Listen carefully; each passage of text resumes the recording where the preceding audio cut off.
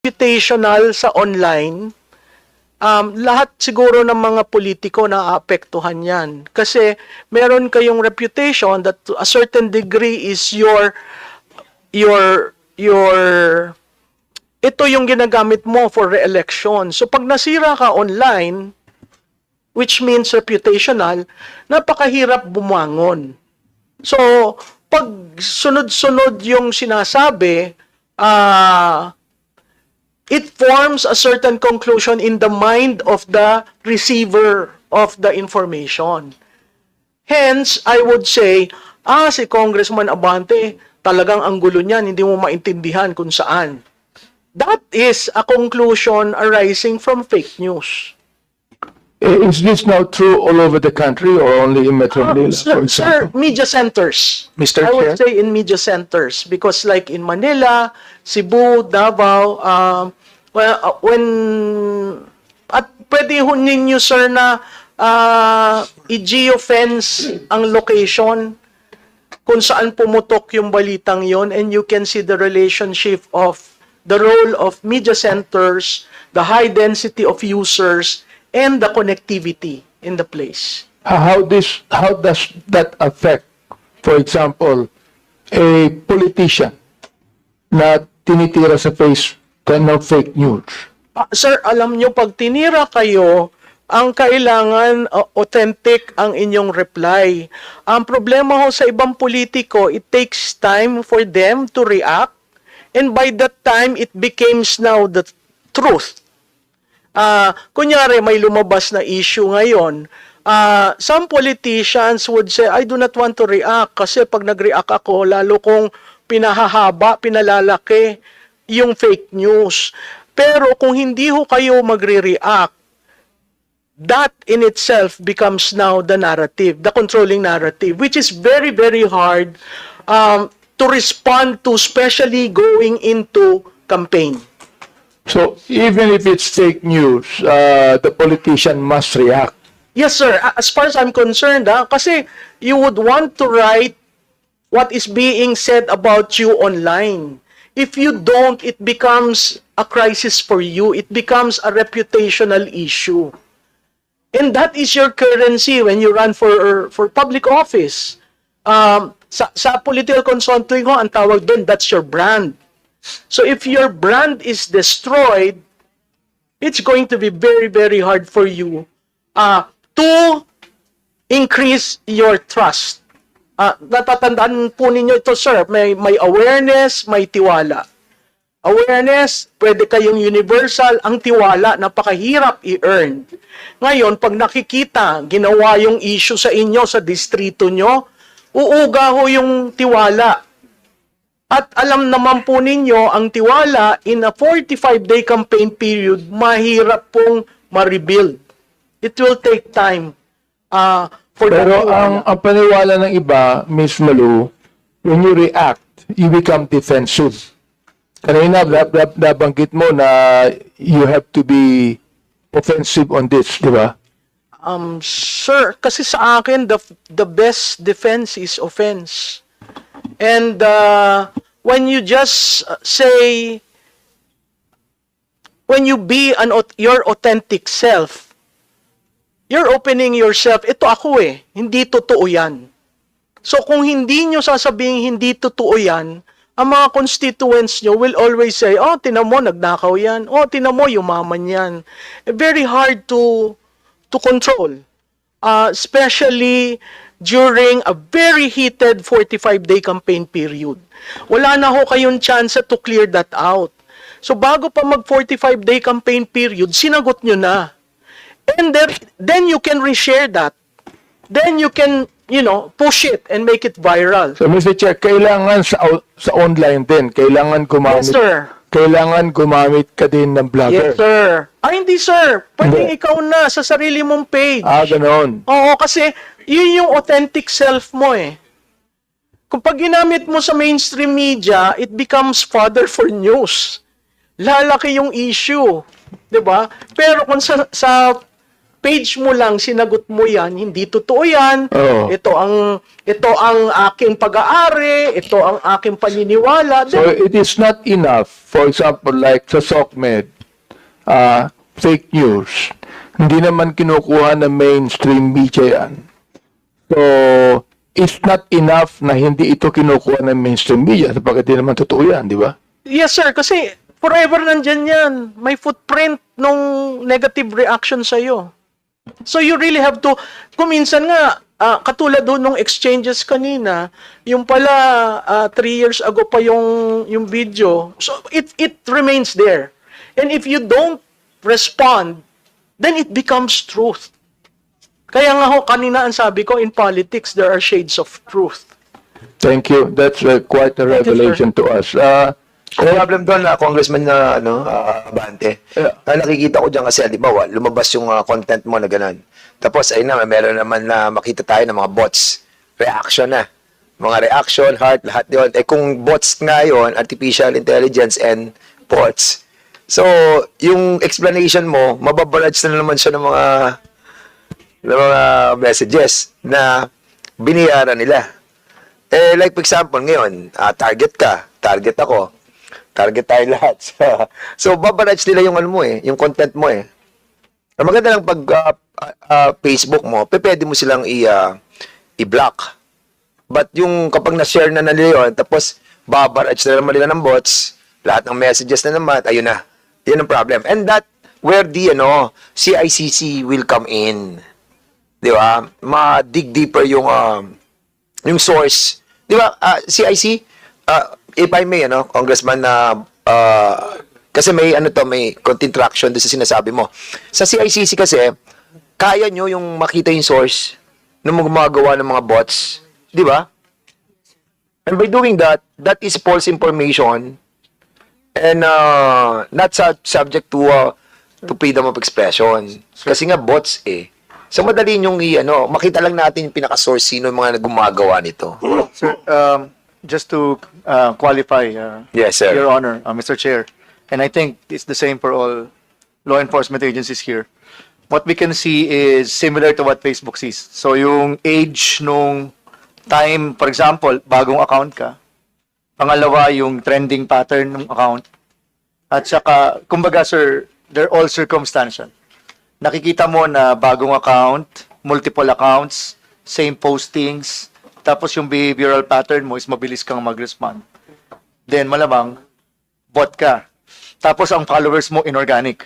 O pwedeng either bumili ka ng dating page, tapos Na may laman na. tapos binago mo lang para yung likes mo, yung likes ng lumang page nandoon, or talagang walang like yung page mo, pero pag ganun post kasi sir, malamang ma-detect ka rin ni Facebook, matatag ka rin, matatanggal ka rin kasi may automatic feature din si Facebook. So the same way, sir, and this is available to any Filipino, by the way, the statistical the analytics of social media is actually publicly available. So this is something that we are looking at. So circumstantial siya, we don't see actual bots, but we see that's too fast for a human. Yeah. And you don't have organic likes, and you're too many. So, yun po. Exactly. So, mixture Mixture siya Kaya, ang hirap mag-rely lang doon sa, pag nakita mo yung post mo, tapos andyan na yung banat sa'yo, ang dami na. So, ika-classify mo siya kung siya'y bot, ika-classify mo siya kung siya'y organic na binili. That's correct. Tama yun. At meron pa tinatawag na troll farms. Iba pa yun. Tao yun. Na talagang meron silang page na, halimbawa, 2,000 owner ng page. Yun ang babanat sa'yo. And that costs you a lot of money. Kasi babayaran mo yung grupong yan. That's correct, Your Honor. And let me add, Your Honor, that actually all of this that we are discussing right now is a violation of the terms of use of the social media platforms. Wala lang sila Mr. to... Chair, ang tanong ko wala lang ganito, sila to explain. what Sige. can the CICC do? For example, like kami, maraming fake news na dumarating for us. Hindi naman totoo yan. Okay, para lang i-harass, no? I-harass o i-bash. So, what can the ICC do to at least protect us, for example? Your Honor, we have been involved with the social media platforms, but absent of regulation, this is purely voluntary. In taking down a lot of fake accounts that have been involved in targeting key officials of government, especially the President. Marami na po, siguro mas maganda kung sila na yung magpaliwanag. There are, as far as we're concerned, there are tens of thousands in the past year that was just removed. Walang nagrereklamo because they're really bots.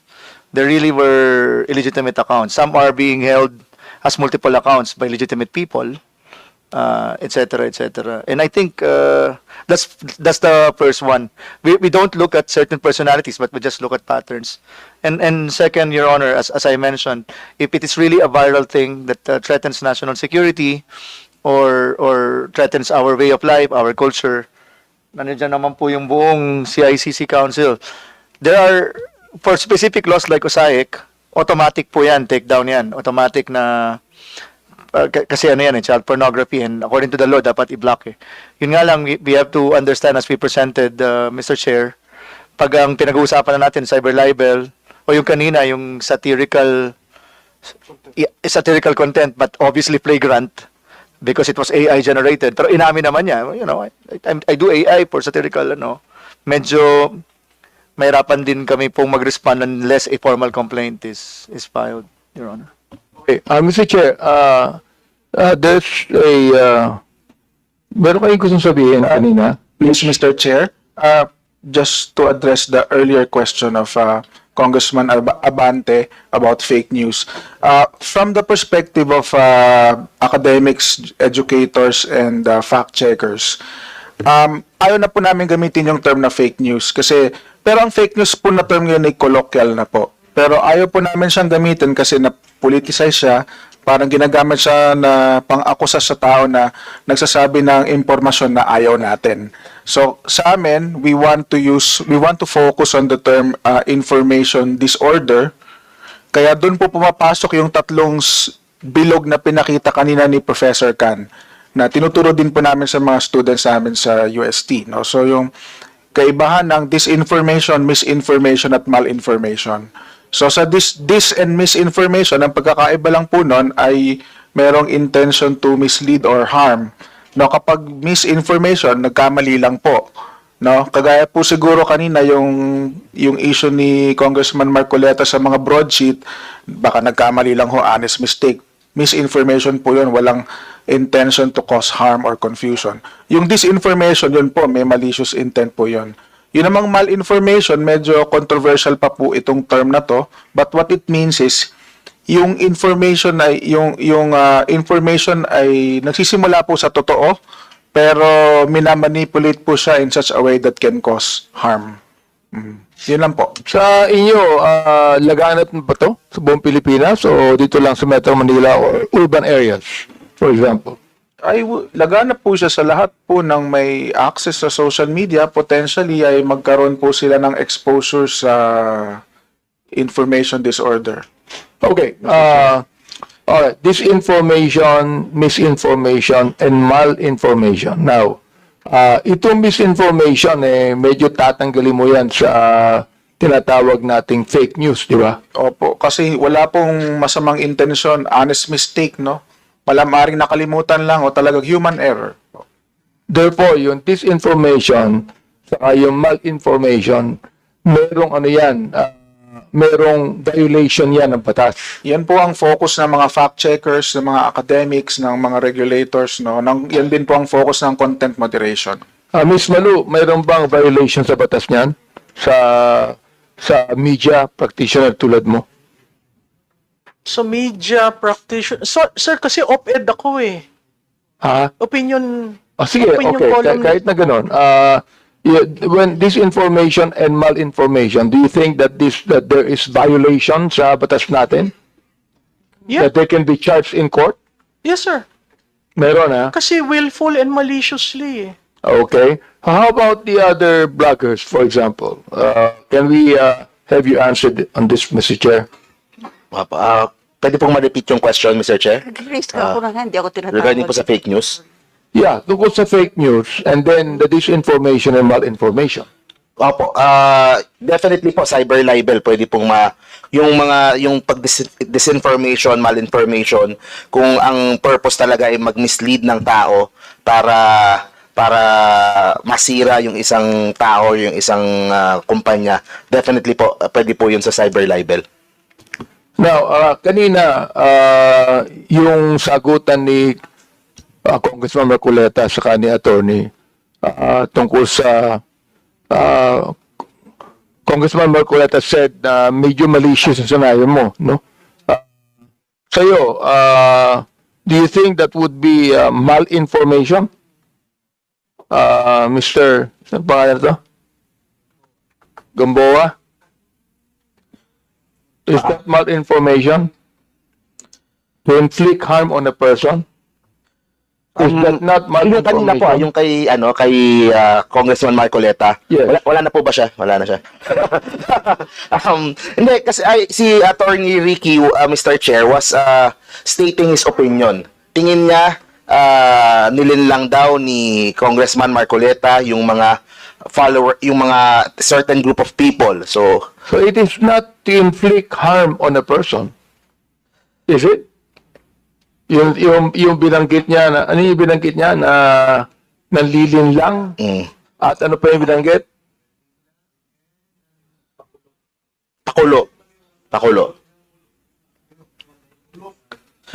Pakulo lamang ito ng panlilin lang. Naniniwala ba kayo na hindi ito malinformation where he used that to inflict harm on a person or inflict harm on a person's reputation or character? I don't think may intention si Attorney Ricky na sirain yung pagkatao directly nitong si Congressman Marcoleta. I don't think Even siya personal na Ibig sabihin, vendetta. indirectly, meron siya. Opo, pero he was reacting doon sa specific moment na yun na sinasabi niya kanina. So, yun po yung, hindi ko po alam kasi siya po yung nagsabi. Pero sa tingin ko po, wala naman siyang Sige, let me ask, you're raising your hand, go ahead. I'd also like to build po on what Ms. Ellen Tordesillas said earlier. Now, we fact-check statements of fact. No? So, if it is mentioned or if something is uttered as an opinion, I don't think the qualifications of the information disorder, the mis, dis, and mal, can be used to describe it. No? So, it must be a statement of fact for it to be fact-checked. No? And also, So what do you think of what attorney said on about Congressman Marcoleta? Do you think it's a malinformation? again, Mr. Chair, I think the qualifications of mal, dis, and misinformation cannot be used in opinion. Therefore, you would, as I understand now, that opinion, all right, and malinformation should be well defined, is it? Yes, yes, Mr. Chair. Well, Ms. Malu, would you please Miss.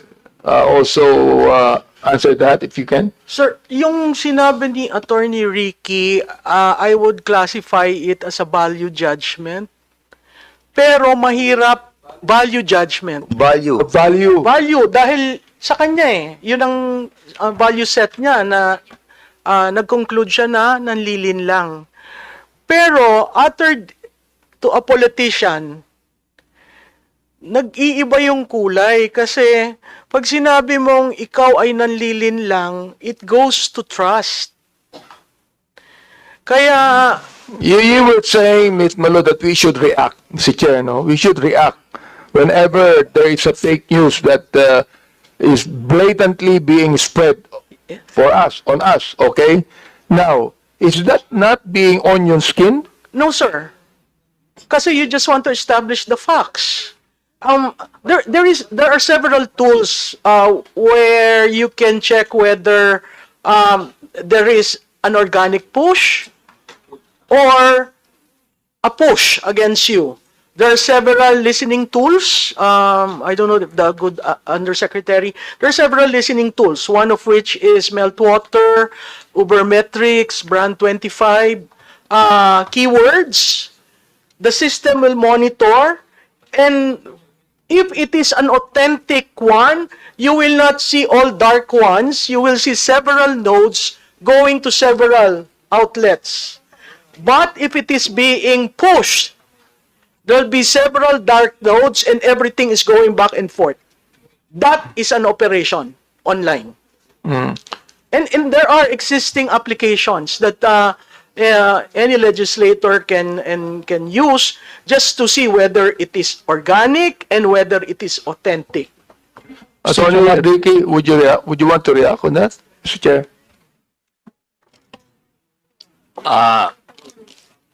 Yes, Mr. Chair, Honorable Congressman Abante. Ako po kasi, never po akong nagmumura, never po akong nambabastos. Sa 9,000 vlogs ko, videos ko, wala po akong minura, wala po akong binastos. Pantanong ko ganito, kayong dalawa vlogger kayo, di ba? So, nabanggit mo kanina, Attorney Ricky, na yung bang may mga bayaran na vlogger. Naniniwala ba kayo ron? Merong mga vlogger na bayaran. Mayroon ang intention nila na sila ay magkalat ng fake news. Sapagat binayaran sila. Mr. Chair, Honorable Congressman Benny Abante, sabi ko po kanina, yung mga vloggers na maraming views, maraming engagements, malaki na po ang monetization niyan sa social media. Hindi po sila naghihintay na ng bayad. Ang isa pa nga po pala to sa gusto kong i-share sa honorable members ng committee nito, ang kailangan parusahan yung nag-co-coordinate ng mga yan. Kasi mayroong mga taong nasa likod niyan. Pero, Attorney Ricky, hindi natin nakikita yung hindi alam o nakikita yung nasa likod yan eh. Yun na nga din. Oo, yun ang mahirap doon. Ang binabagit mo sa amin, Mr. Chair, yung imposible mangyari. Sapagkat hindi namin nakikita yung nasa likod yan eh. Okay? So, ibig sabihin, yung nakikita namin, ang bibigyan namin ng ano yan. Sabi ni Miss Malu, na dapat kami mag-react dyan. Anong reaction ang dapat gawin? Dapat ba namin i-complain yan sa CICC o magdemanda kami diretso para malaman nila ang ginagawa nila ay masama? Mr. Chair, ako po, agree po ako sa sinabi ni Ma'am Malu Tikia. Kailangan po ninyong sagutin yung mga issues na inaano sa inyo, na nire-raise. Pero kung talaga namang malicious, talagang kasuhan nyo po, kasi yan po naman ang nasa batas natin. Kaya lang nga po, ang sinasabi ko kanina, based on jurisprudence, kaya lang pag kayo po yung nagkaso, magpuprove talaga kayo ng actual malice. Hindi tulad sa private, kasi presumed ka agad yung malice. Hindi mahirap yung mag-prove, Mr. Chair, sapagkat may mga pictures eh. May mga pictures, may mga salita. Yun, ebidensya na yun eh.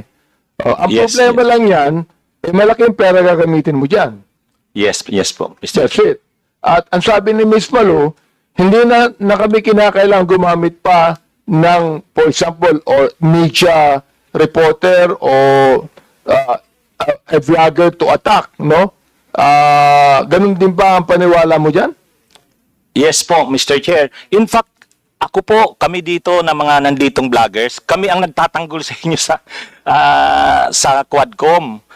Sa kasab dito nung binuotong Tricom. Salamat po. Marami po kaming nakakalaban na mga vloggers. Actually nga, kung dumating lang sila dito, siguro nagkaharap-harap kami. Pero kami po, nasa pag-defend sa inyo. Kaya lang, dahil nga po, may mga times din na nagko-comment din kami sa inyo. Halimbawa, yung tungkol sa impeachment, sabi na, ba't ang tagal nito? Parang naduwag na yung ang gagaling nung ginawang investigation sana eh. Sabi, suportado ng tao, ang taas nga ng survey in support sa Quadcom. Sabi ko, ba't ngayon parang, parang hindi na desisyonado? So, honest opinion po yun. Yun po yung gusto naming ipakita na kami, yung vlogging na totoong expression ng opinion. Maraming salamat sa inyong suporta, no? At sana suportahan niyo pa kami. Yes po, Mr. Chair. Di ba? Sapagkat nagiging malinaw ang ginagawa ninyo laban dun sa mga talagang, ang inaano ko lang, ganito no? Ano ba? Bias di ba? Kaya sila nag-ano ng fake news because they're biased, di ba? Now, you look at yourself. Palagay nyo kaya, hindi kayo biased sa inyong mga opinion? Mr. Chair, talaga namang ang isang vlogger, mayroon talaga siyang bias. Ang masama lang, yung nagre-resort ka na nga sa fake news, halimbawa nga, yung pulburon video na yan, tapos yung mga ano sa inyo po, yung mga issue sa inyo, obvious kasing fake news yun, hindi na lang yun opinion talaga. Kaya, pero yung pagiging bias, tulad namin, may mga stand kami sa issues, ano po yun tama lang yon sa isang vlogger na talaga namang may standpoint ka. Ang hindi lang tama, yun ngang nakikita rin namin na maraming linalabas na mga informations na hindi na totoo. Hindi na po siya, hindi na yan pagiging bias lang. Talagang may malis na sa ginagawa na... For example, may vlogger na kumuha ng picture ko sa Facebook ko na ako'y nakadila. Mr. Chair, nakita ko po yun. Nakadila, no? Diba? Kanina, nakadila ako. Pwede ba nga Totoong picture yan. Totoong picture yan. Talagang, kasi, inaakala ko, lahat na sa Facebook ko, kaibigan ko. Ano? At ako'y ordinaryong tao, hindi ako maarting tao. Ang ginagaya ko dyan, si Albert Einstein. Kasi gusto ko rin maging genius. O, kinuha nila at ginamit nila yan. Yung ba'y masasabing fake news? Yusek, siguro the best person to answer is the ICT. Oh, sige. Si Ayuzi. Mr. Chair, kayo muna. I-redefine ko lang po yung diniscuss din ng mga academicians natin kanina. Kasi this is actually an academic term. Misinformation, okay na yan, okay na po tayo. Both disinformation and malinformation imputes malice. Disinformation is mali talaga. Inedit yung muka, inedit yung narrative, wala talaga yon. Ibig sabihin, nag-imbento. Ang malinformation, sir, yung halimbawa ninyo. Kumuha siya ng totoo, pero binago niya yung context. Kaya tinawag na malformed. So, kumuha po siya, halimbawa po, nanghiram ka po ng paneray. Kunyari, pare, ganda ng paneray mo. Pahiram nga. Pagsuot, pinicture ang kata, sinabi, kita mo yan, corrupt yan, nakapaneray. Parang ganun po example. Tinanggal yung context para ma-mislead yung tao. So, that is an example of malinformation. So, it is fake. So, having said that, no, kasi ako, tinawag ako ni ng Mr. Google ang narrative ko sa Mr. Google, nakarelate ako dyan Ayoko na sanang buksan to Pero during that time, ang premise ko doon, lahat naman tayo gumagamit ng mga search engine Ako gumagamit ako ng Brave Search. Saka yung DuckDuckGo. Kasi yung mga yan, hindi ka matatrace. Marami akong search engine na pinupunta, Wikipedia. Tapos meron pa yung Swiss Cows. Yung mga yan, hindi ako matatrace doon. Google, kaya ako lang siya ginawang example, popular siya. Popular siya Kaya in-example ko na kapag nag-search ako ng mga jurisprudence, talagang tinitingnan ko sa Google, lumalabas. Di ba? Pero ang content na sinabi ni attorney Attorney Topacio, ang sabi niya is hindi mo na kailangan pa mag-aral ng law pa. I-google. Ha? Topak? Attorney Topak? I-google mo na lang. Hindi ako nagsabi niya, ikaw yan I-google mo na lang. Baka sasabihin, nagtatago na naman tayo sa, well, it's wrong. It's malinformation. Dahil nga, ang katotohanan, nag-google ako. Sino bang hindi nag-google? Sino bang hindi gumagamit ng mga search engine? Di ba? Masyado ka hipokrito pag sinabi mo hindi ka nag-google. And then, ang connotation niya, ayan, si Mr. Google, kailangan, hindi pwede ka nang hindi mag-aral ng dahil nga mag-practice. Hindi ko sinasabi yon. Ang lawyer must undergo the tedious na pag-aaral and yung practice para maging, ka talaga, expert ka. Hindi ko sinasabing expert ako. Sinasabi ko, meron tayong mga bagay na pwede malaman sa mga search engine. So, ano yun? Malinformation? Yes, sir. They use the truth and then change its context. So, it is malinformation. Pero mas madalas ginagamit po yung malinformation. When it was originally coined by a blogger in Canada named Hussein, ginamit niya yun originally sa revenge porn. Halimbawa, Sa what? revenge porn.